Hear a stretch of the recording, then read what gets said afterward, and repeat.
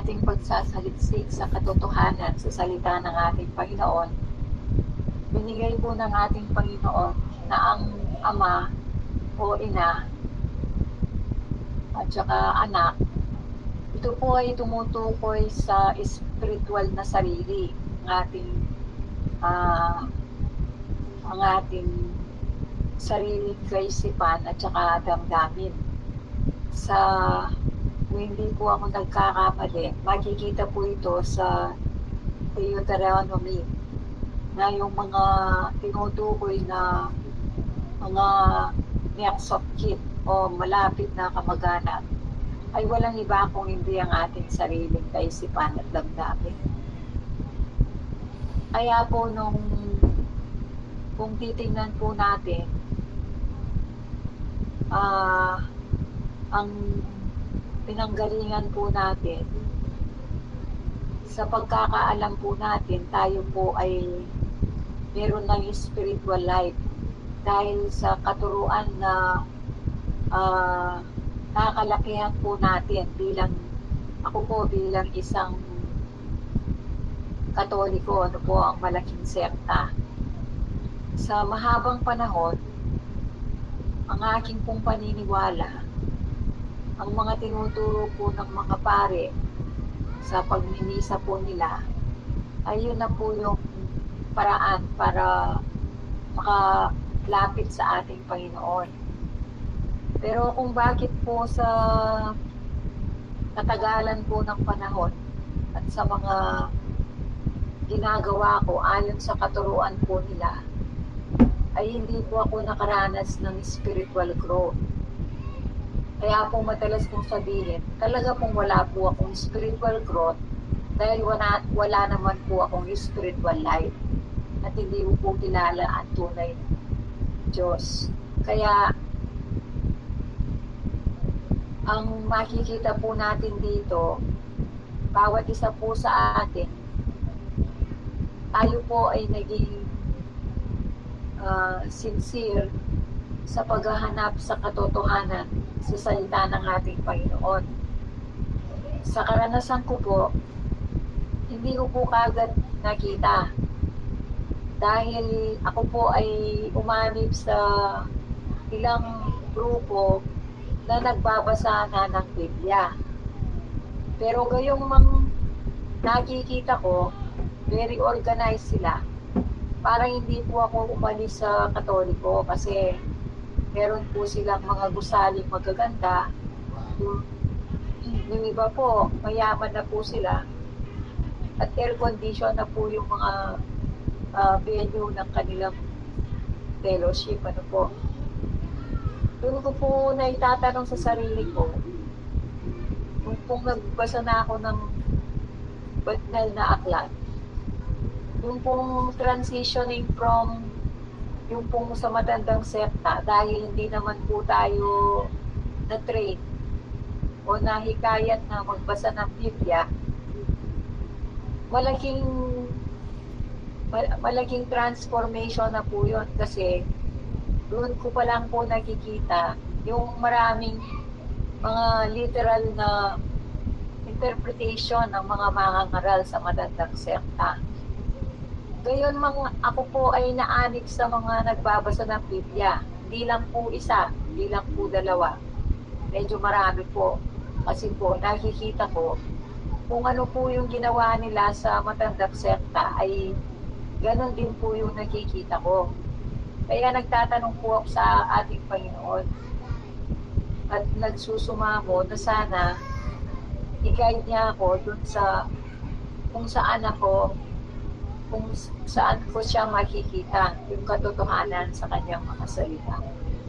Hanggang sa po napunta na po ako sa grupo nito na nakikinig-kinig lang po ako hanggang sa na-indulge na din po ako na meron na po akong involvement, tatanong-tanong na. Hindi lang po nakikinig. Parang meron na pong media na karoon na ng interest. Dahil kakaiba nga po yung mga ibinabahagi ng mga naging kapatid po natin na ngayon ay nandun na sa second year. nung una, napaka iba po nang naririnig kasi hindi po katulad ng yung mga grupong nasamahan ko na bagamat sila po ay nagbabasa na ng Biblia, wala pong consistency yung kanilang pagtuturo. So may mga pastor po sila po. Ngayon, nung nasumpungan ko nga po itong grupong ito, wala pong nag-aral ng formal education sa pagpapastor o sa pag-interpret ng Biblia. So, nakakamangha nga po kasi ayon sa sharing ng kapatid, tanong po siya sa ating Panginoon at sumagot ng diretso ang ating Panginoon. Kung bakit sumagi po sa isip ko na posible po yun. Kaya naging interesado po ako sa pakikinig sa mga sharing, yung mga basic, yung kung ano po tayo bago natin nakilala ng ating Panginoon. Marami po tayong ginagawa na kung susumahin po natin, kung nagdadasal po tayo dun sa paraan na natutunan natin, para po yung dasal natin, inuutusan po natin yung Diyos na dinadasalan po natin. Hindi po, kasi po ang hinihingi po natin, nasa physical na buhay natin. Yung mga paghihirap na dinadanas natin. Ang akala natin, nung nakaanig po tayo sa mga grupong inaaniban natin, yung solusyon sa mga problema natin sa physical manggagaling sa ating Panginoon. Hindi po pala. Dahil hindi man po natin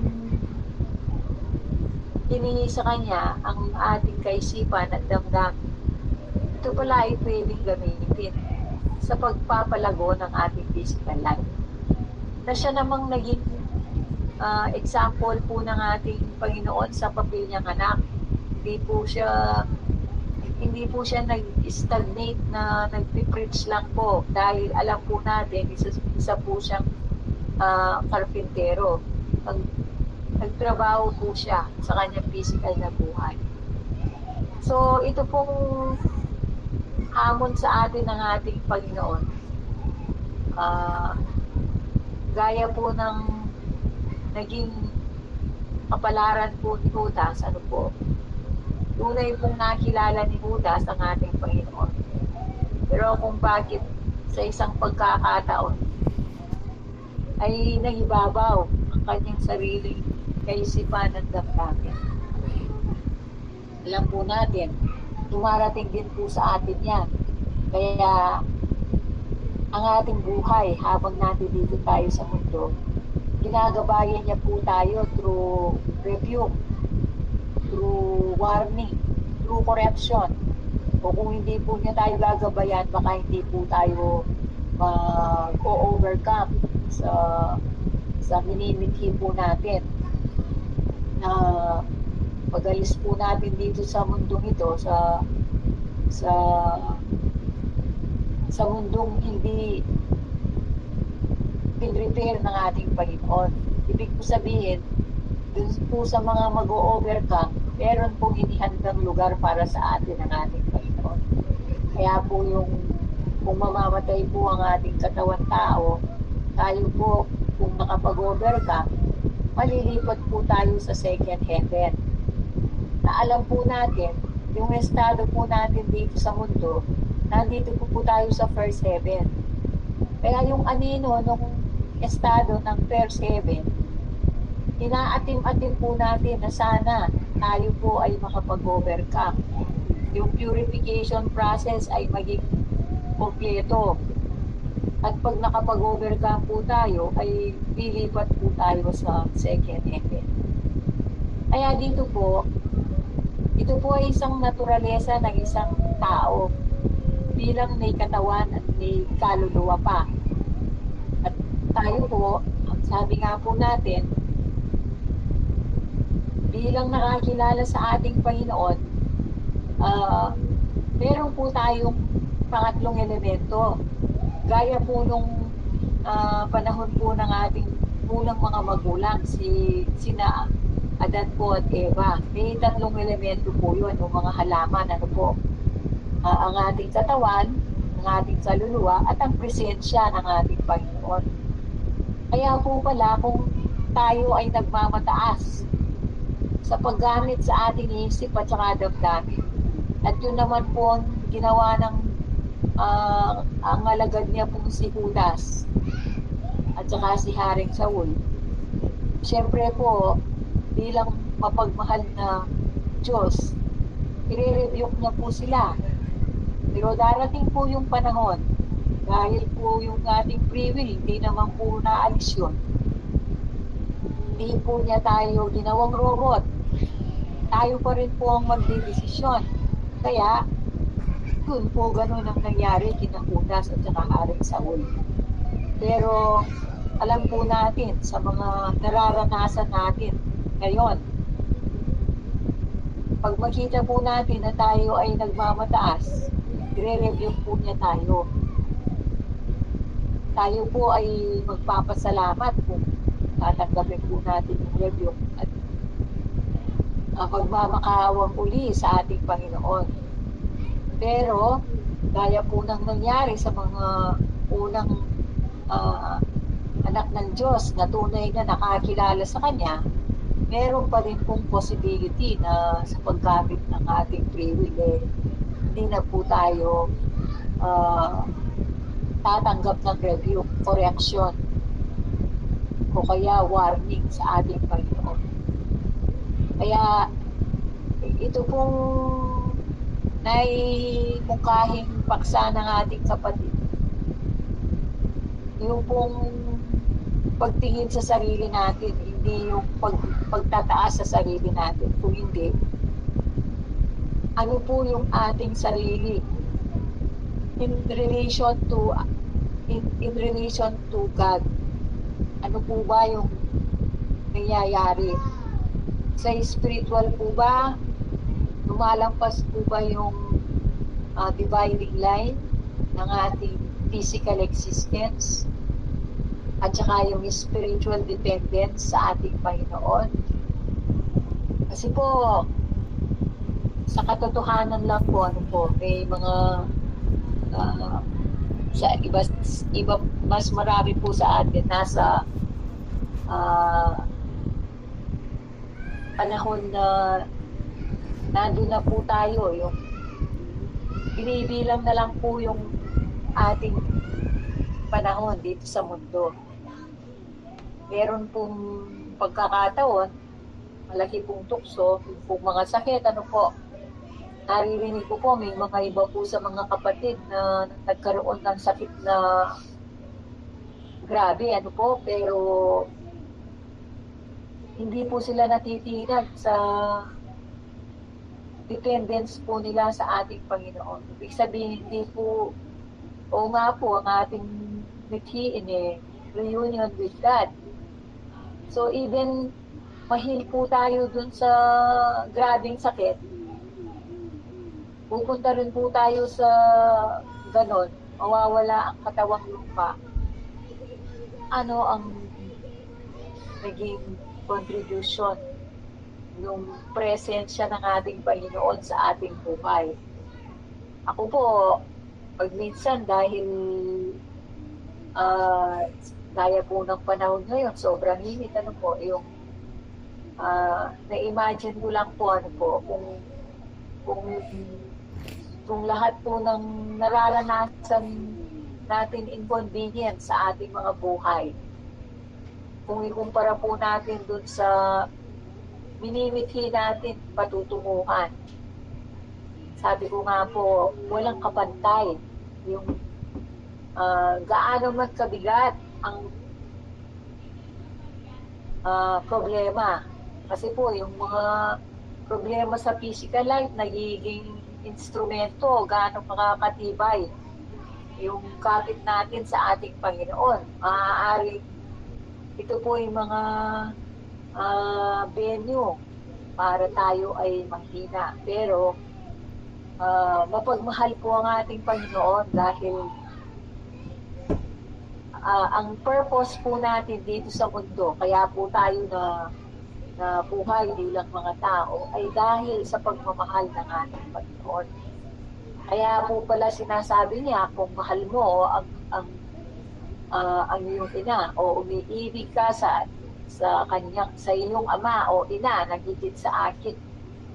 Ibig po sabihin ng tunay na relasyon sa ating Panginoon ay yung ang tinitingala lang po natin ng ating Panginoon. Yung po sinasabi natin, hindi po tayo kumukurot sa honor o pagtataas sa ating Panginoon. Siya lamang po ang dapat itaas. Kumbaga sa English po, palagi po natin sinasabi, to God be the glory. Yun po yung nakikita ko po dito. Siguro gustong ipakita sa atin ng Diyos dito yung kahalagaan ng kung paano tayo yung sa spiritual ng kapatid. Dahil nilalang pala ang tao ng Diyos para may makasama siya sa buhay na walang hanggan. Ika nga, lahat ng bagay iiwan natin, no kapatid. Kaya siguro pahiwatig ng Diyos dito kung ano yung mahalaga. At nung nalaman natin na ng tunay na Diyos, nung nagpakilala siya sa atin, nalaman natin ang kahalagaan ng sa spiritual, no kapatid, dahil nga yung mga bagay dito sa lupa mawawala, parang ganon. Hindi kagaya ng salita ng Diyos walang hanggan, no kapatid. Apostol, kapatid, sila'y sumama kay Jesus, no? Iniwan nila yung kanilang mga trabaho sa spiritual, kaya kapatid, kaya kahulugan nun yung sumama sila kay Jesucristo at iniwan nila ang kanilang mga trabaho. Magandang umaga po mga kapatid. Nais ko rin pong magtanong tungkol dito sa Matthew 10:37. Alam po natin na ang umibig sa kanyang ama o ina na sumisimbolo sa kaluluwa natin at lumang pagkatao, o yung damdamin at sariling pag-iisip natin. At sa 38 po, ang hindi magpapasan sa kanyang krus at hindi sumunod sa akin ay karapat-dapat sa akin, ay hindi karapat-dapat sa akin. Biglang pumasok po sa aking isip yung pagpasan ng krus nung magnanakaw sa kanang kamay ng ating Panginoon, ay naging kasabay niya rin pong nagpasan ng krus ng ating Panginoon. Ito, pwede po bang yung foreknowledge ng Panginoon nakita na dun sa pagpasan ng krus nung magnanakaw sa kanang kamay ng ating Panginoon? At yung pong pagbahagi ng magnanakaw dun sa isang magnanakaw sa kaliwang banda po ng ating Panginoon, nakapagbahagi po ba yung may sinabi po ang magnanakaw sa kanya? Yun po ba yung isang instansya na nagbahagi na rin po siya o nag-evangelize? Salamat po. Kababaan, no kapatid, kababaan ng puso para magpakilala ang Diyos sa atin. Kung nagpakilala ang Diyos sa atin, kapatid, ito naman ang kanyang sinasabi, no, yung mga sa talata ngayon. Pero dahil sa kapangyarihan ng Diyos, ginagamit niya ang kanyang mga pinili na para magtagumpay sa kanilang kalaban, no kapatid. minsan ang kalaban pala natin ang ating sarili. Kaya walang pwedeng tumalo sa ating sarili kundi ang kapangyarihan din ng Diyos, no, kapatid? Pinapakita dito kung ano yung kahalagahan ng isang sa spiritual, na kapatid. Dahil yun nga, iiwan nga natin yung mga bagay na nandito, at yung pinaka-importante ay yung sa kabilang buhay ka, ano, kapatid. Hindi natin pwedeng gawin kung wala ng kaantabay ang Diyos, no, kapatid. Dahil at siya lang ang pwedeng sigurado yung ating modelo, si Yesu Cristo. Nagawa niya to, yung mga bagay na to. Kaya nga tinuturuan tayo sa spiritual, no, kapatid, o dun sa tuwid na daan, ika nga, papunta doon sa kaligtasan natin. Siguro yung binahagi ng Diyos dito, yung nga yung sinasabi natin, yung kahalagahan patungkol sa spiritual. Kaya yung pagpasan ng cross dito, kailangan pala lahat tayo, no, kapatid, dahil kagaya ng sinabi ng kapatid, yung dalawa sa kanan at sa kaliwa, sumisimbolo pala yun sa mga tao na pasan natin ang kanyang krus hanggang dun sa kamatayan, no, kapatid. Dahil ipinakita yung bandang kanan, sabihin natin yung dalawa magnanakaw sa physical, dahil sila ay pinako din sa krus, no, nilagay sa krus. Pero pinakita ng Diyos dito yung sa physical, literal physical, o yung morality, wala naman pala sa Diyos yun. Ang tinignan ng Diyos dito yung pagnanakaw sa espiritu, at nakita niya yun sa bandang kaliwa, at ang nakita niya sa kanan, kagaya natin, kapatid, yung nagpakumbaba siya. Kaya siya sinabi niya, alalahanin mo ko, sabi niya. Yun pala ay isang simbolo ng pagpapakumbaba, kapatid, hindi kagaya ng nasa sa kaliwa. Yung sa kaliwa, kung titingnan natin, walang pinagkaiba sa mga taong gumagamit ng isip at damdamin, no, kapatid, dahil kapag nagmataas siya, parang gano'n. Tignan po natin. Brother, kanina parang pumasok din sa akin na naging katanungan ko rin yung kung ang ginawa nung nakapako sa krus sa kanan ay nagpas din ng krus, at kasabay ng kapatid simbolo ng kababaan, loob ang tinapito niya. At kung hindi ako magkakamali, last week parang nagtanungan din ni sister, correct me sister kung mali yung natandaan ko, tinatanong ko kung yung ginawa nung nakapako sa krus sa kanan ay is a form of evangelism. Correct me sister kung yun ay natanong mo rin na kung yun ay isang form of evangelism din, yung ginawa no at sinabi nung host nakapako sa kanan.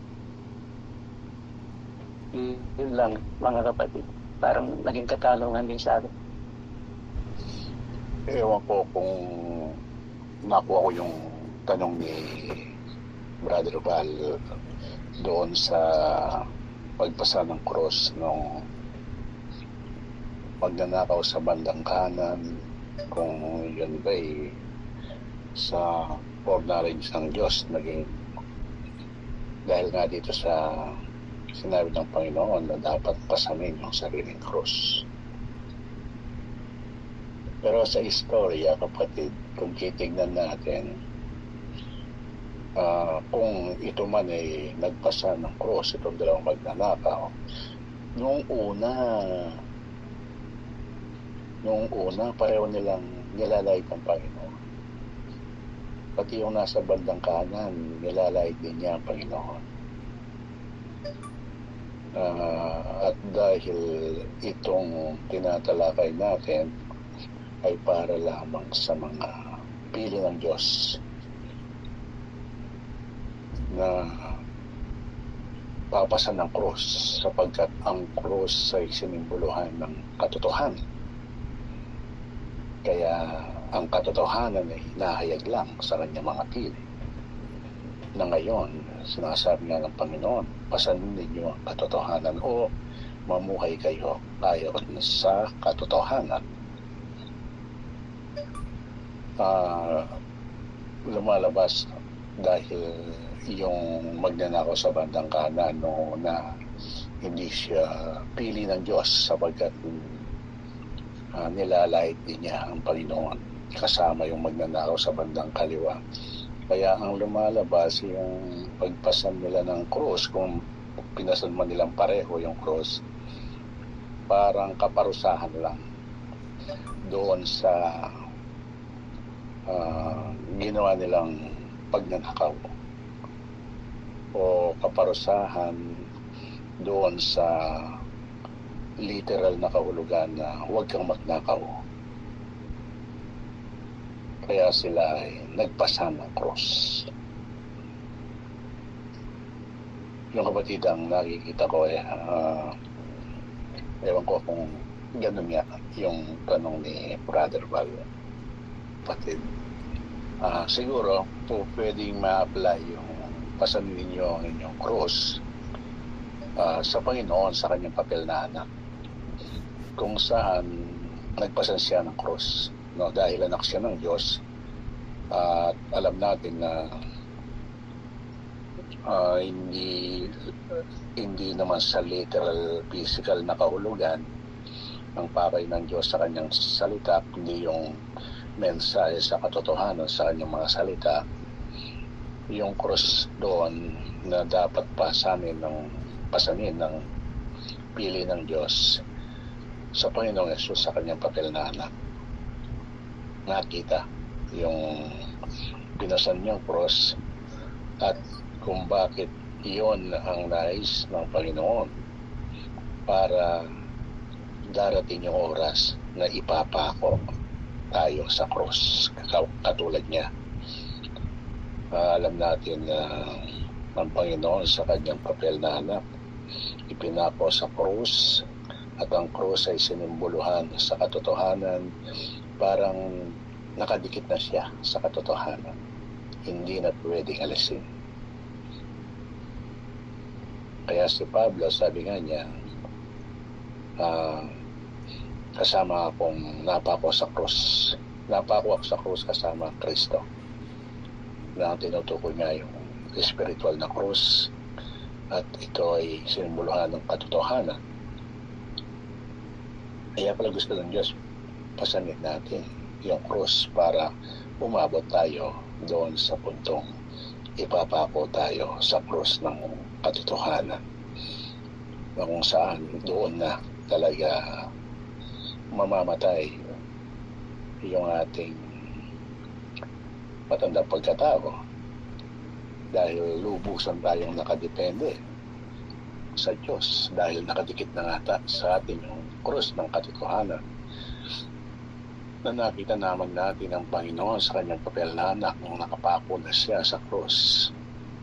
Lahat ng kanyang mga binanggit sa kanyang papel na anak ay pagdidepende sa kanyang ama. Sa madaling salita, puro kababaan na lang yung lumalabas sa kanyang bibig. Wala na yung galing sa tao o galing sa kanya, kundi lahat ng sinasabi niya galing na sa ama. Yun pala ang pakay talaga ng Diyos. Kaya ngayon sabi niya, kung diretso, pasanin niyo yung krus para umabot kayo dun sa puntong maipako rin kayo sa krus kasama ang Kristo at si Pablo. Parang ganun, kapatid. Tingnan natin kung pwede yan. Yung krus dito, sumisimbolo siya sa katotohanan na kapatid.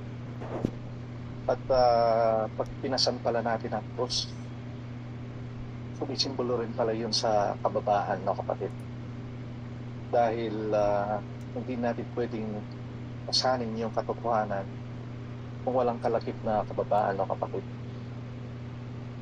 Nung palang humiwalay ang Espiritu ng Diyos sa tao, nung pinakitas ka sa panahon ni Eva at Adan na kapatid, wala palang kakayanan tao na para iligtas o para manumbalik ang Espiritu ng Diyos sa isang tao.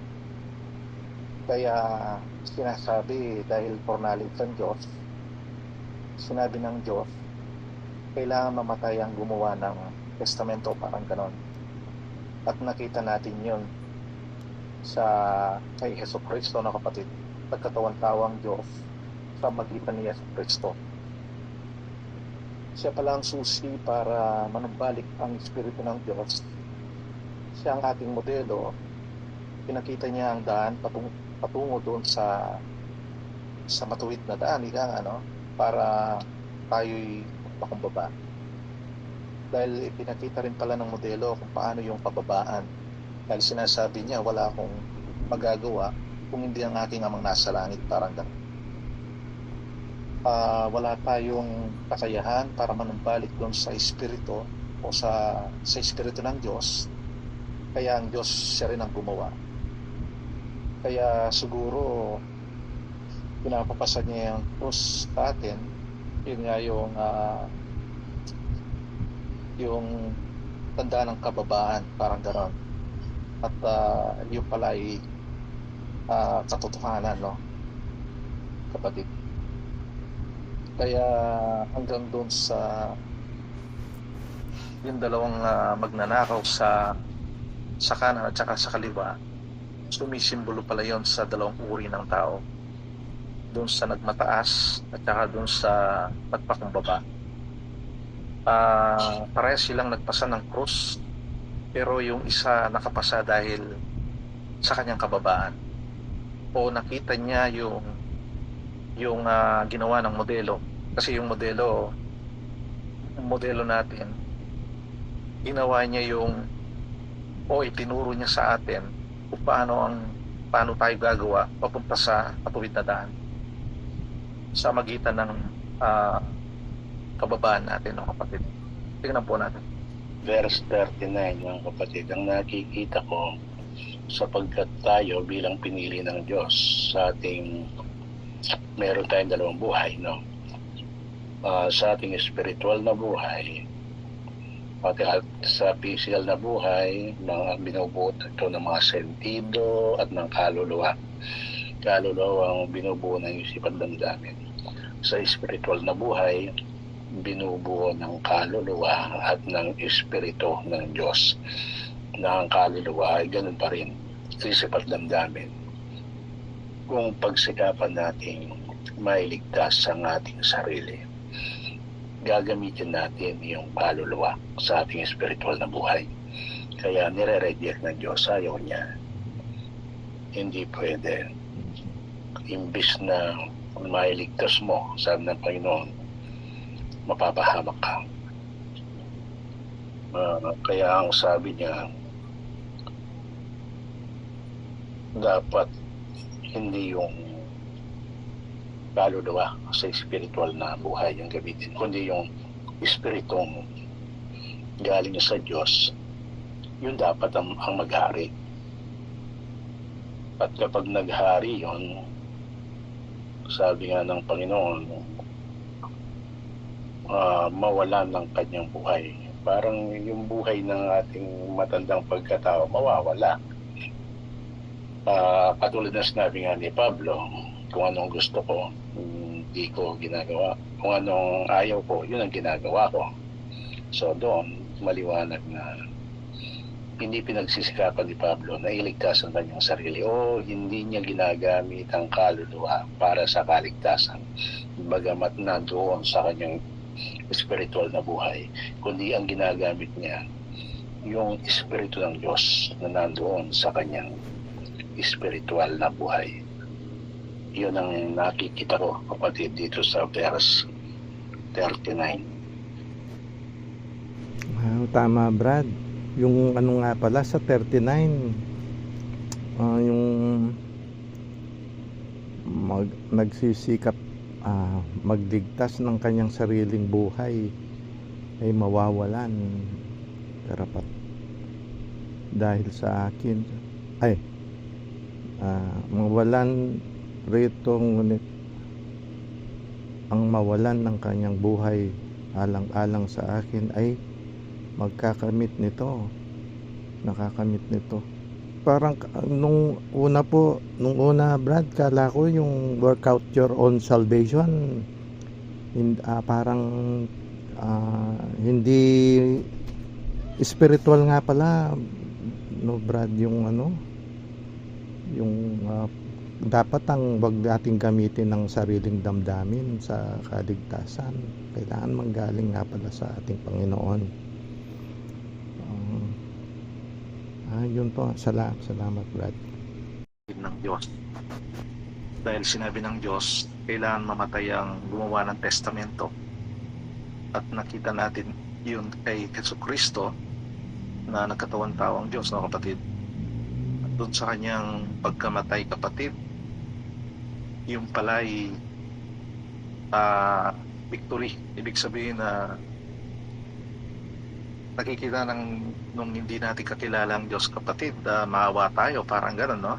Pero yung pala, yung patumbas ng sinasabi ng Diyos na yung nagtagumpay, no, kapatid, dahil yung kamatayan ni Jesucristo, patumbas pala ng kamatayan sa ating lumang pagkatao din eh. At saka doon babalik ang Espiritu ng Diyos sa tao. Parang gano'n, doon tayo maliligtas sa magitan ng pinakita ng Diyos na siya'y namatay. Inalimbawa niya yon para katumbas rin ng pagkamatay ng ating matandang pagkatao, para bumalik yung Espiritu ng Diyos sa atin. Tignan po natin. Ang tumatanggap sa inyo ay tumatanggap sa akin, at ang tumatanggap sa akin ay tumatanggap sa nagsugo sa akin. Ibig sabihin, ang tumatanggap sa inyo, tinatanggap ang Diyos. Dito, parang idiniin ng Panginoon na kung ano man ang ibibigay na papuri ng mga tao, siguro ito, kapatid, huwag natin kunin. Ibigay natin sa Diyos. Kung meron mang naniwala, huwag tayong patutokso na kunin yung papuri niya. Kundi ibigay natin sa Diyos para tingnan natin ang ating sarili na hindi tayo talagang, wala tayong pwedeng gawing pagsisikap. Sa Diyos lahat nagagaling. At dito rin nakapaloob yung, pwede rin yung kapag hindi nila tayo tinanggap, ang Diyos ang hindi nila tinatanggap. Kaya huwag tayong magagalit kapag nire-reject yung binabahagi natin katotohanan, sapagkat hindi galing sa atin yon. Kung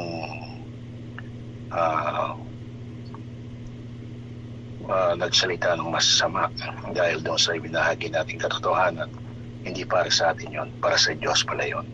Kaya wala tayong karapatang magalit. Ang Diyos ang bahala doon. Sabi nga ng Panginoon, sa akin ang paghihiganti. So sa Kanya natin ipapasa.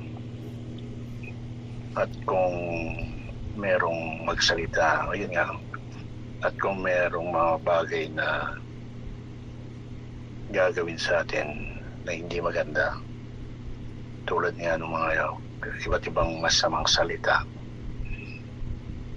pag nagalit tayo, ibig sabihin parang inaangkin natin, kapatid, no? yung ibinahagi natin katotohanan sa kanila, eh, hindi galing sa atin yan, galing sa Diyos. Kaya doon pa lang natin pwedeng sabihin, ipasa Diyos na lang natin. Patungkol lang ito sa spiritual na buhay. Siya ang bahala sa kanila.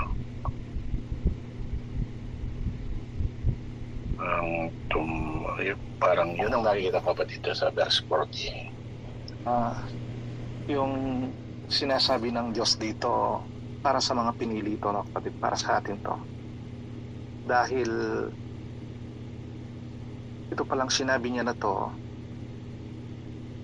masusubok tayo tuwing tayo nag-evangelize, kapatid. Dahil pag pala nag-evangelize tayo, kailangan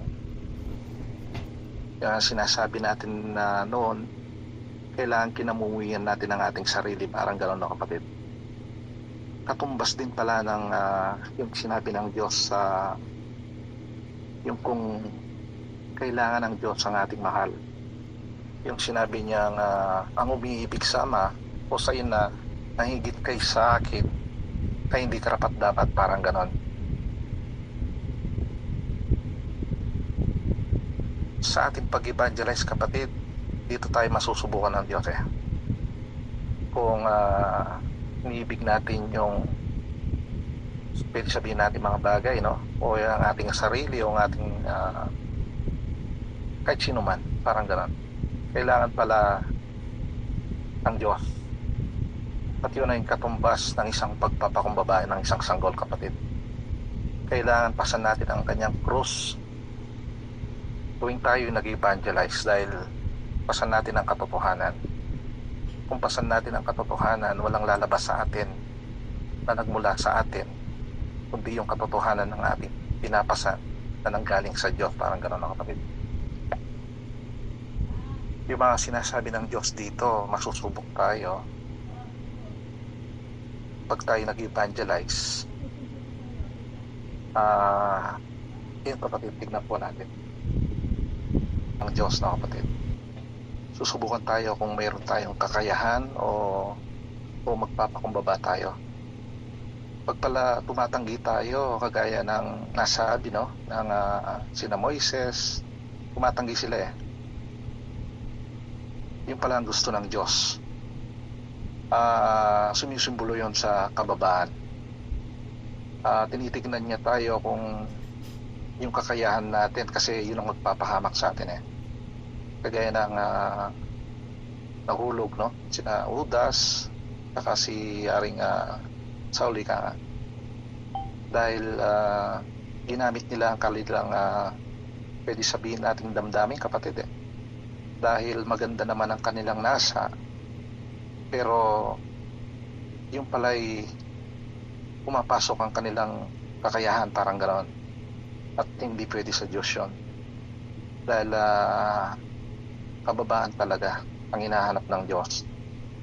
Dahil masusubok pala tayo pag tayo nag-evangelize, na kapatid. Dahil patnubay sa atin ito, ibig sabihin binigay ng Diyos yung kanyang salita para makita natin ang ating sarili din, kapatid. Titignan natin dito, o para sa atin lahat ito, kapatid, yung salita niya. Yung, kapatid, tignan po natin. Sa spiritual na buhay po natin, wala po tayo dun sa paggamit ng ating isip at damdamin. Wala po tayo sa comfort zone. Dahil po, gaya po ni Judas at saka ni Haring Saul,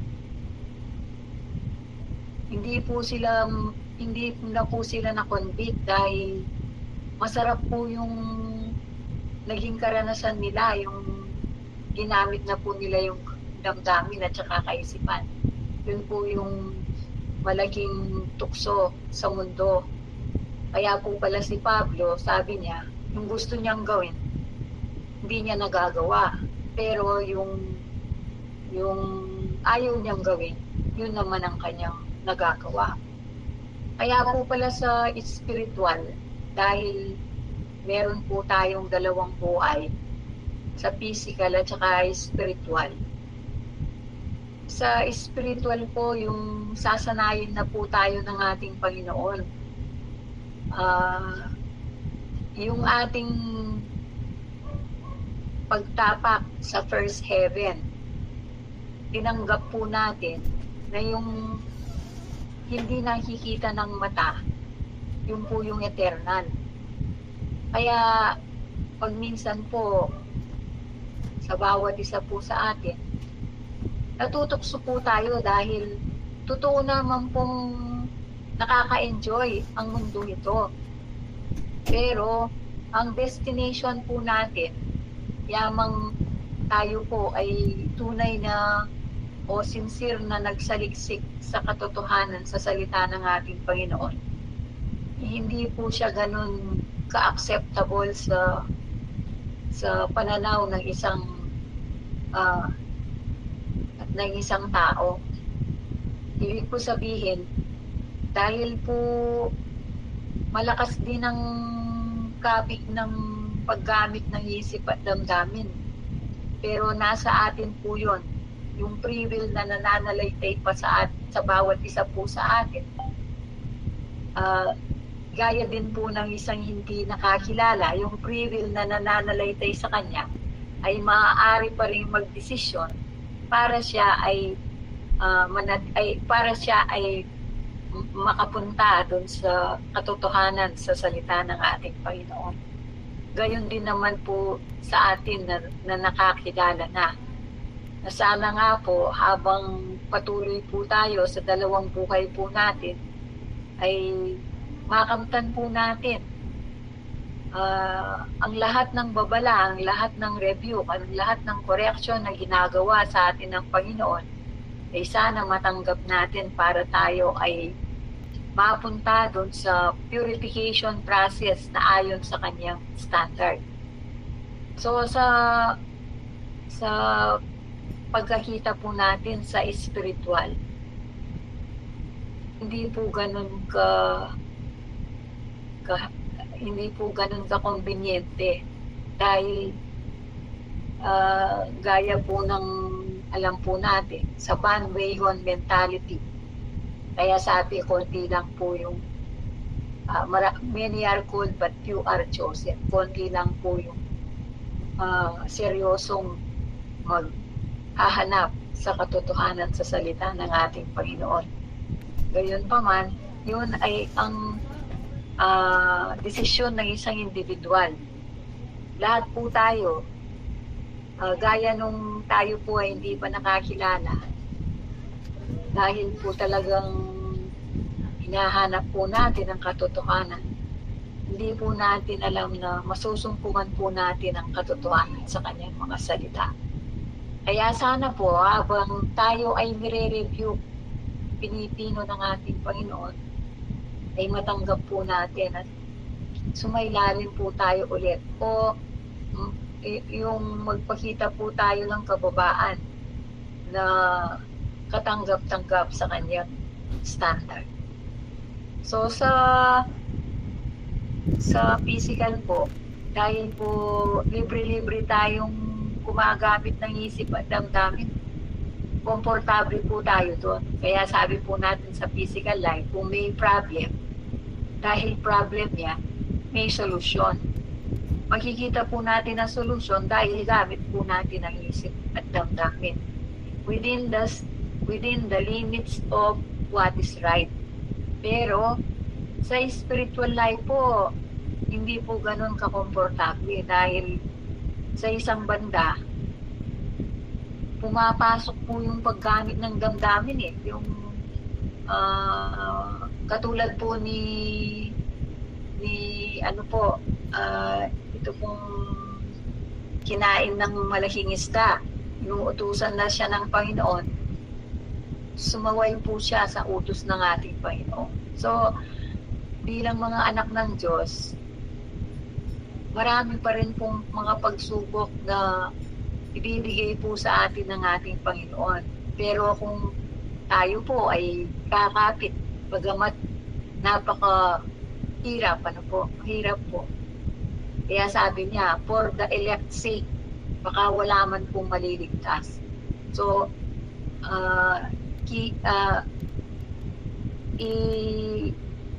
didiminis na niya yung mga days para yung kanyang mga anak na karapat dapat sa kanya ay magkaroon ng kaligtasan.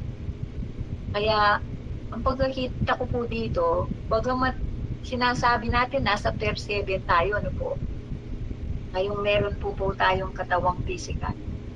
Pero dahil po sa gabay ng ating Panginoon, hindi po natin nakikita ang ito ay maaaring hindi conveniente para sa atin. So alam po natin sa mata ng ibang tao na hindi pa nakakakilala, iba po yung pagkakita nila. So gaya po ng nakasulat, ito po ay naaayon sa desisyon ng tao. Kaya po natin na nakakilala na po tayo, ano po yung ating gagawin? Tayo po ba ay kakapit sa katotohanan hanggang sa huling sandali ng ating physical life? O meron din pong possibility sa foreknowledge ng ating Panginoon, baka po tayo ay hindi makapag-overcome. Kaya haba pong nire-review niya tayo, makikita po natin kung gaano tayo kamahal ng ating Panginoon. Dahil katulad po ng sitwasyon ni Judas, alam po natin, hindi nagkulang ang ating Panginoon sa pag-review at pag-correct sa kanila.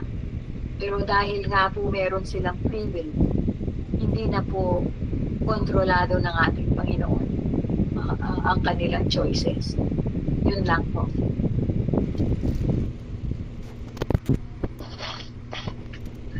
O, yan yung so, sister. Okay po, maraming salamat.